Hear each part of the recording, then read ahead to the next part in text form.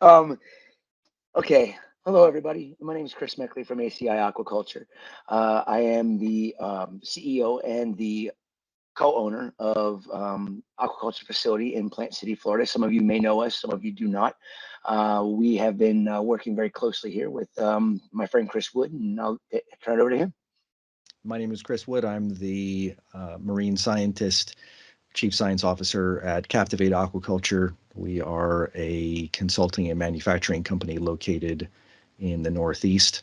And we are beginning a series, Chris and I, called Reef Agriscience. This is a project that he and I have been wanting to do for probably nearly the last 2 years, but life has always gotten in the way, and we're making this launch day. So welcome to Reef Agriscience. Today's discussion will encompass the application of Kalkwasser solution in coral aquaculture systems on a commercial scale. We're going to begin this discussion with a very brief synopsis of the impacts that Kalkwasser application has had at ACI Aquaculture. Following that, we'll discuss a little history on Kalkwasser as it pertains to coral husbandry, the positive aspects of using Kalkwasser, methods of application, potential obstacles and challenges associated with Kalkwasser dosing. So at ACI, how long has Kalkwasser dosing been underway using the methods that we're going to be discussing in this episode? At ACI, we have incorporated Kalkwasser. Actually, we've incorporated it over the 15 years of ACI periodically throughout the entire life of the company, but we weren't able to actually achieve the goals that we were looking to achieve. And with your help, we have fine-tuned a method and a way to do it that has really just changed the way I do coral husbandry. It's been 2 years almost to the day. It's what, November 12th today, and we started it on November 7th or November 5th of 2020. Was when we started incorporating the Kalkwasser as our main source of course, alkalinity as well as pH boosting.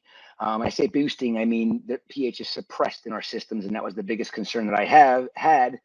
And I always knew that Kalkwasser was able to keep the pH from being so suppressed, but applying it in a proper way was where I was not comfortable understanding. And with Chris's help, it all kind of just fell into place with how it all worked out.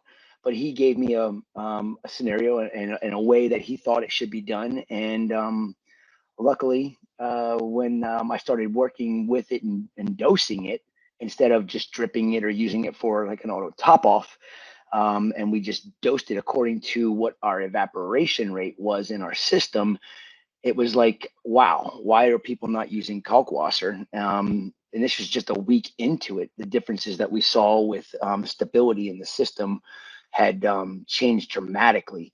And we had been reefing for 13 years as a company and had never been able to achieve the goals that we always knew were necessary.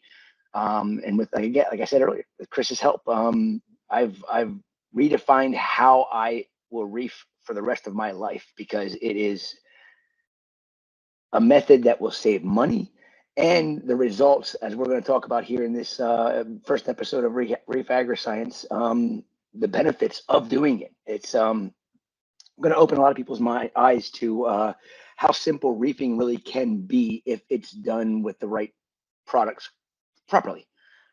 Yeah, it's been a very interesting journey, I think I will say, because there's been a lot of experimentation, because the demands and the systems are very fluid. It requires really going after a moving target with the Kalkwasser application, and so in that you've had an opportunity with dosing in multiple systems to see multiple scenarios play out really at the same time. And speaking of that, about how many systems did you initially begin employing it in, and how many systems are running it now? Well, I was a little bit crazy in the beginning. I incorporated this just in my main farm system, and learned the process in the main farm system. And now we have it incorporated into 7 main systems in our facility, and we have a total of 9. I don't use the exact method that we use on the 7 main systems because I just don't have the ability to with that system. But the way we're doing it is helping it. It's improving. But the 7 systems are the key to what we've learned over the last 2 years. I think it was probably 6 months of dosing the one system, the main farm system with the Kalkwasser, that really just opened my eyes to how cost effective it is for one, and then just how much less work is involved when we're using Kalkwasser. And I started incorporating it into all of my other systems. And I have to say, I wouldn't be able to do this without a control system exactly the way we do it. I'm not saying you have to have a Neptune system or one of the hydro systems or any elaborate control system, but even just having a pH controller can incorporate this method and keep things extremely simple when you break it all down. The only thing that's kind of a pain in the butt for some people is not having the ability to put the vessel that's large enough to hold Kalkwasser solution for more than a couple of days. And some people don't like that aspect because of work, because of family, and a lot of other things. But there's ways around that, and we can talk about that here as we keep going on Reef Agriscience to help everybody understand that anybody can do this, and it will change the way you look at reefing in your home or however you do it. Right. How many gallons approximately are running on Kalkwasser dosed systems now? 18,500 gallons. So it's a substantial volume, and I make that point because I think that it's relevant to the continuing discussion that's going to occur here. And Agreed. within those systems, give us a general description. What coral families what do you have present? Well, this is one of the things that is kind of unique about us. I've never been one to keep an SPS system or an LPS system or a soft coral system. I figured out a long time ago that all these corals should be able to be incorporated in the same system without any issues. And so there's no specifics in any of my systems. Every single system has soft corals, has stony corals, has LPS corals. Some of them are heavier on, say, soft corals, and others are extremely heavy on LPS and SPS corals and very minimal on the soft corals. But we found that it's so fun to learn about the different systems and demands of just for one aspect, calcium. When we're dosing Kalkwasser, we are adding calcium. And in the system that is dominated by soft corals, there was I was told by many people that my calcium is going to continue to rise and rise and rise, and I'm going to end up, nuking my tank because the calcium is going to go above 500 or 600. It's going to be a problem if I'm not monitoring it. Well, I'm never going to not monitor my water parameters. Chris, as you know, that's one of the things I've kind of really got into more so now than ever is water parameters on every level. But it does happen in certain systems where you will have a rise in calcium slowly, but that's easily combated if it doesn't have a huge calcium uptake in it. So that's the one system we did have a rise in calcium, but I fixed it quite quickly, and then we just added hard corals to it. Now we're balanced out. So the balance is key in your system that you are dosing Kalkwasser. And if it's a low demand system, Kalkwasser might not necessarily be the best thing for that system at that time. As the systems mature, it is definitely an application I would recommend adding to your regimen for maintaining a reef aquarium. We also incorporate calcium reactors in our systems too to help compensate for the alkalinity that's not available from the Kalkwasser, as well as to help add calcium where the calcium is not available from the Kalkwasser, which again, every single system is different. And that was what you taught me, Chris, is that you can't go by any formulas that are found about Kalkwasser and find that they're going to be exacts, because the demand in every single system is going to be different. And that's what nobody can tell any reefer out there what their demand is going to be. They have to know their system better than, they have to know their system extremely well. And if they don't, it's a new setup or whatnot, it's maybe not something that they need to be incorporating right away, even though it can be, and water changes can correct issues. Well, and on those lines, I have just posted within the last 3 days a Kalkwasser calculator on the Captiv8 Aquaculture homepage. And what that calculator enables someone to do is they download it, they enter in, they need to know the average rate of calcium depletion in their system, and they need to enter in a value of how many gallons of Kalkwasser solution they're anticipating dosing over a 24-hour period. And this makes the assumption that it's a saturated solution of Kalkwasser and that they are beginning out replacing all of their evaporation with Kalkwasser solution, because that's how it was initially done. Yeah. But so what happens is that this calculator tells you, am I going to have an increase in calcium based upon my average uptake and the gallons of Kalkwasser solution I'm dosing? Am I going to have an increase in alkalinity? Am I going to see a decrease in those values? And so you, again, anyone can download this, punch in the numbers, and they're gonna have an idea. It's an estimate, but it's a pretty good estimate. So it's less nebulous knowing going into this, having some idea. So if you know, well, my average depletion is 15 parts per million on a daily basis, and I'm dosing 2 gallons of Kalkwasser solution saturated, and these numbers take into account that you're using Reef Blueprint or Captiv8 Aquaculture calcium hydroxide.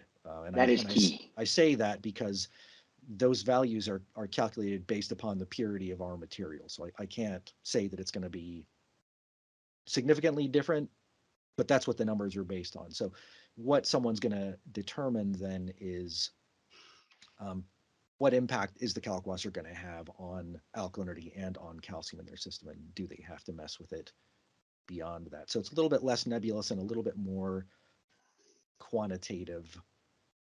Right. So Well, I think you made a really good, point. It is based on the Reef Blueprint Captiv8 product, because you are the one that understands and knows exactly the purity of that material. And I think that's going to be the biggest thing that we have to worry about with anybody incorporating this type of method or this method to their system. If they're not using the Reef Blueprint or the Captiv8 Kalkwasser, you're going to be going by what the product that you're purchasing says. Or a lot of people like this do-it-yourself stuff, or like to go buy something that's cheap. Let me just say this right off the bat: don't buy cheap pickling lime from the grocery store and think you're going to get the same kind of quality that you're going to get from something that Chris is making sure is of the highest purity, that is cost effective for the market, so that you're not going to be getting something that is very impure to put into your aquarium. Because I have seen it in 2 years with talking to many people about dosing Kalkwasser and helping them and teaching them. And I've seen so many ups and downs with just a lesser quality raw material being used. And like I said, if you go to the grocery store and buy pickling lime, it's Kalkwasser. It's calcium hydroxide. How pure is that? Is it up to Chris's standards? And that is extremely important, because lower grades of Kalkwasser, Chris, you can go into this. You can tell, and you know more than me. I only learned everything I preach about the quality of the Kalkwasser from what you've taught me. There's impurities in lower grade quality Kalkwassers, and they can have an impact on your system. It's not going to be an immediate impact. It's kind of like, how do you say it? It's like the cumulative. creeping death. Right, sure. I mean, trying to put it in perspective, the fact that the cheaper the raw material you get, the more impurities are possibly going to be there. Which, does it save you money down the road, or does it cost you heartache down the road? And if you love the corals like I do, and like I know Chris does, you want to make sure that the raw materials you're putting in your system are of the highest purity, so that you're not going to get some of these contaminants that can come in lower grade materials. One of them is aluminum. I know that one mainly, but please help everybody know what else is possible in Kalkwasser that could be a contaminant for their water. Well, there are a number of different elements that can be present in different grades of calcium hydroxide, and the bigger point, rather than identifying each one of them, is more thinking along the lines of what is the investment in the system, what's the value of that, and what happens when you start encountering problems.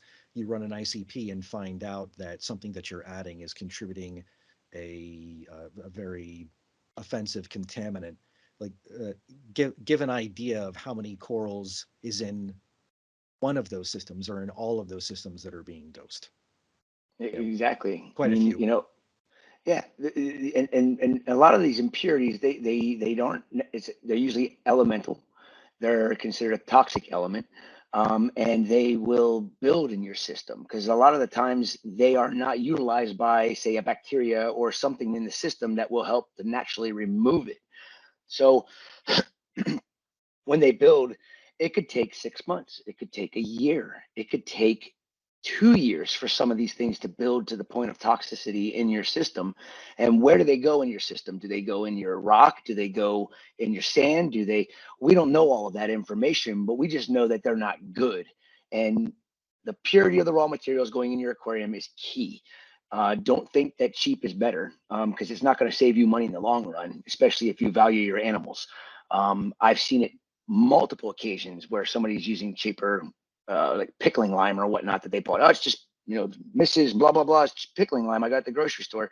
And 6 months later, they're having issues with their acros, and they do an ICP test and their aluminum level is through the roof. And I can pretty much guarantee that aluminum that came from the cheaper grade or lower quality raw materials that went into their system from the Kalkwasser, even though they were achieving the goals very similar to what the Reef Blueprint or the Captiv8 would do. It's that impurity that you don't know about that can be the creeping death of your aquarium. Yeah. And for a commercial aquaculture system or something that's set up in a research setting, the value just in the initial investment into that coral stock could be thousands or tens of thousands or hundreds of thousands of dollars very, very quickly, especially in an area where we're talking about 60, 70, 100 square feet worth of growing surface area on a very conservative end. And Yeah.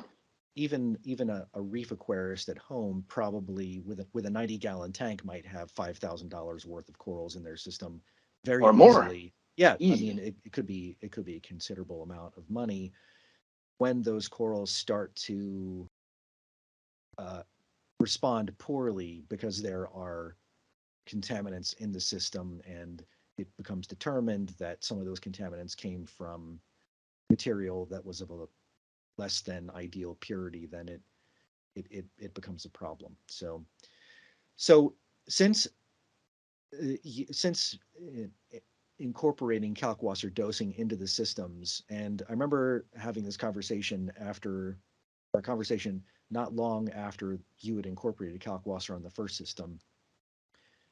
Let's talk about what the noticeable impacts on the corals have been relative to prior to getting full swing into the Kalkwasser dosing. The biggest thing we noticed, I mean, because it was one of our farm systems, we have that system had the majority of our mother colonies of acroporas in it. And when we frag the colonies, again, we're fragging on a commercial scale. So I'm growing a coral from a fragment this big, or just the end nub of a wild colony that we broke down to sell as frags, and then we keep it and then regrow it. So these are corals that we're growing from something like this to a good sized colony that we can take fragments off of and offer on a commercial scale 100 frags, 80 to 100 frags of that coral. We always had a rough idea when we were getting down to a low number of any of the corals that we had on the market. We knew we had between 8 and 9 weeks from the time we fragmented those corals in our previous ways of doing things, anywhere from 8 to 9 weeks before they were puddled onto the plugs and actually locked into that plug. So it wouldn't be easy to just pop it off the plug. It's not just over the glue that we put it on with. I mean, talking about encrusted onto the plug itself. That was the biggest thing for me, was how much time was cut off of that 8 to 9 week period of time. It was taken, and this is from my favorite acro, which God rest its soul. I lost it during Ian, this past hurricane that came through here. But the Pink Panther acropora, we fragged it for the first time 2 years ago.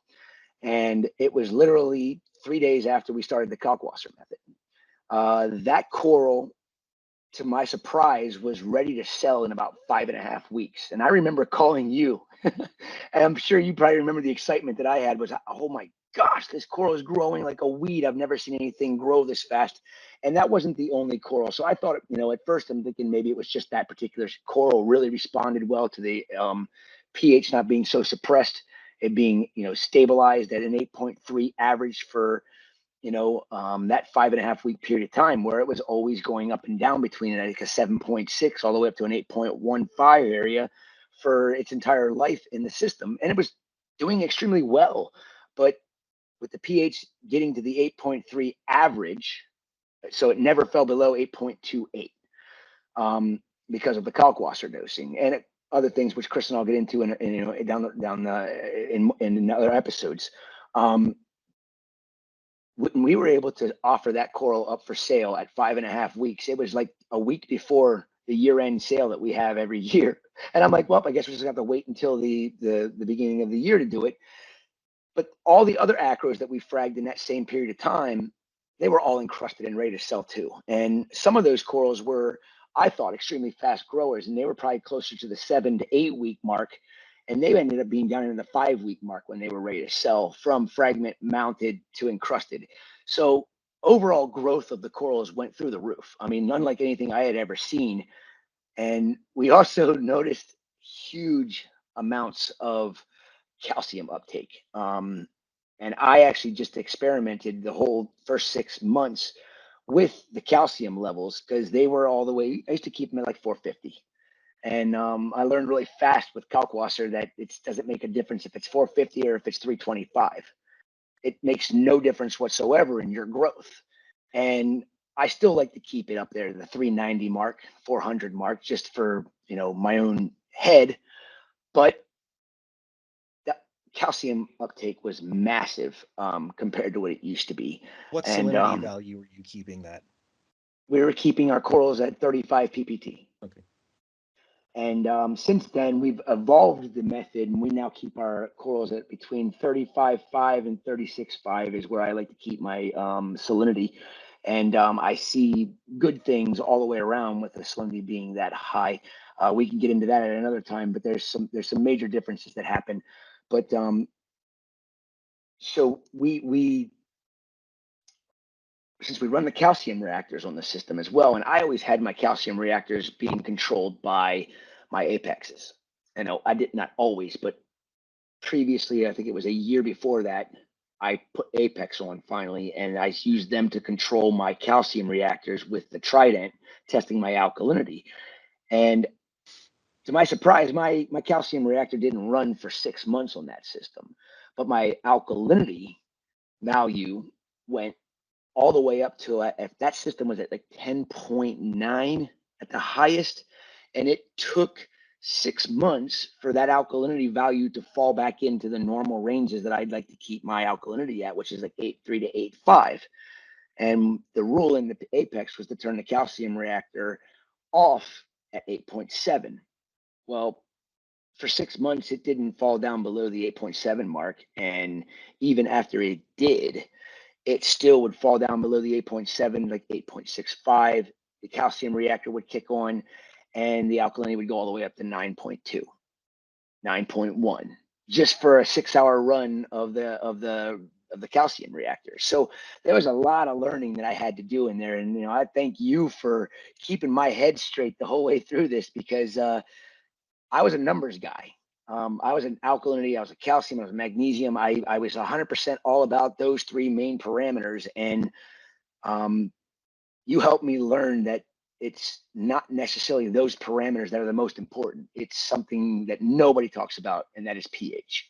And that's why for the last 2 years on live streams, I've been talking about pH, keep your suppressed pH up, and your corals will thank you for it, because my corals thank me every day for keeping my pH at 8.28 to whatever the peak is every day. And it varies depending on, because I'm an open and air environment, that constantly is varying, plus, other variables that honestly Chris, you couldn't figure them all out. I couldn't figure them all out because of the open air environment, plus all of the animals.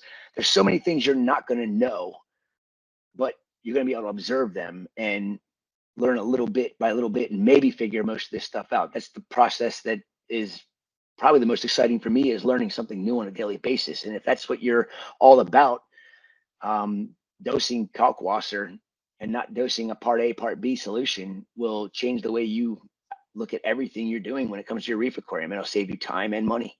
Yeah, that's something that I hope